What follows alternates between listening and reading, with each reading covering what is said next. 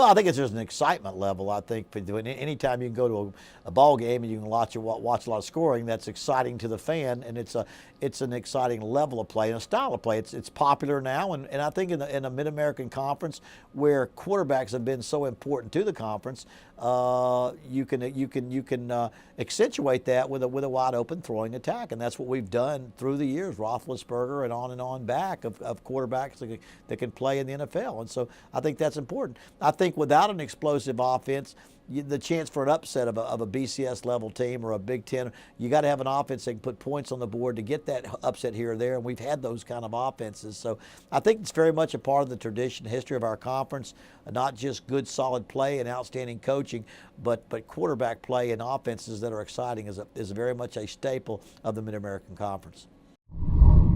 Well, I certainly think of competitiveness. I think from top to bottom right now, you look at our conference, it's one of the most complete conferences out there.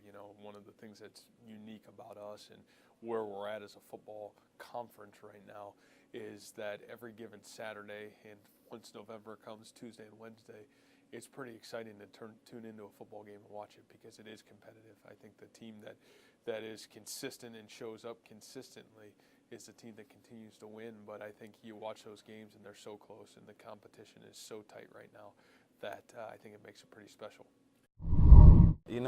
With the MAC, offense has always been a huge part. With the spread or whatever it is, I know it's been just the biggest part of MAC. Of MAC play, our offense, and just across the conference, you just see teams like Bowling Green and the Northern Illinois and the Ball States, and just how they continue to step up and play at a high level week in and week out. It's big, and we're just hoping to carry that this year. There are, like you said, there's a lot of high-powered offenses, and to be the quarterback at one of them it's a great honor. It's not a lot of pressure, but that each week you have to play your best, and with the new staff coming in, we understand what the expectations are with this new offense, and the potential that we have with these numbers. It's very. I don't want to say because it's lack of defense, because it's hard to win, so it's hard to score because you have to score to win.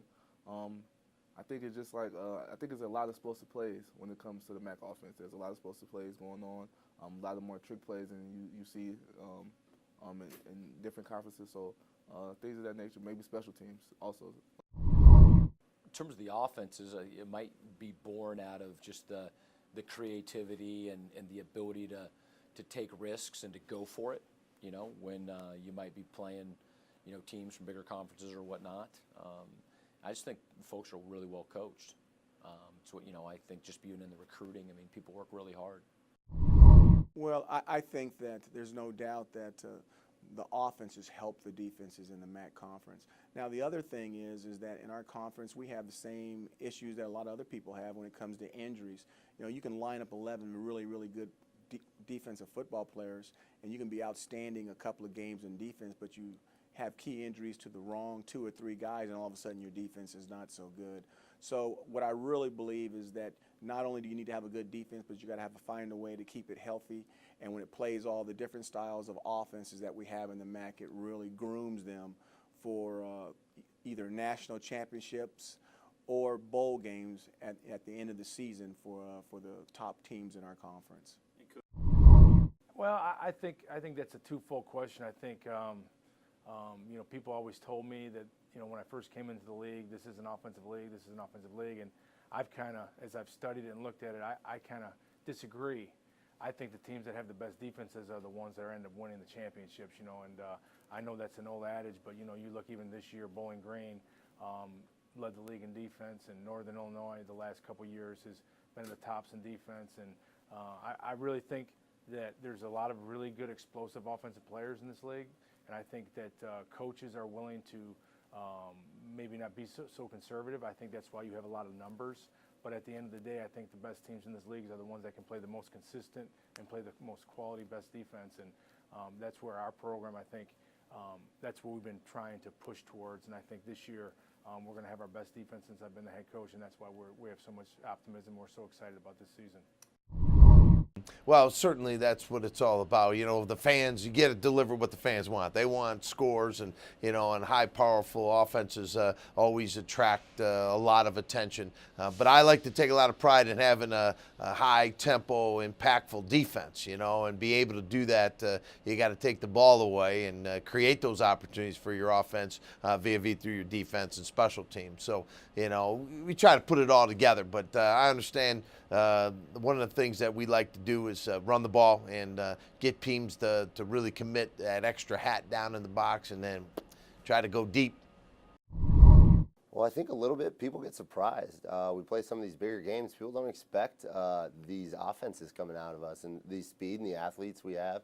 I think people get a little surprised, and when they see that, you know, it makes some noise. And so that's where we really get that recognition from. And then I think it's just one team started doing it, and they just kind of piled on. It's developed into what they are today. And, you know, offenses are always changing, but in the MAC, you know, it just seems like the speed and the high scoring is just where it's going right now. I want to say because of the speed we play at, because we don't use the MAC usually don't get the bigger kids. We usually get the undersized kids, and if you undersized, you usually have speed. And so we run to hurry up. A lot of teams run to hurry up and the spread offense, which is hard for the defense to keep up with. That's how I feel.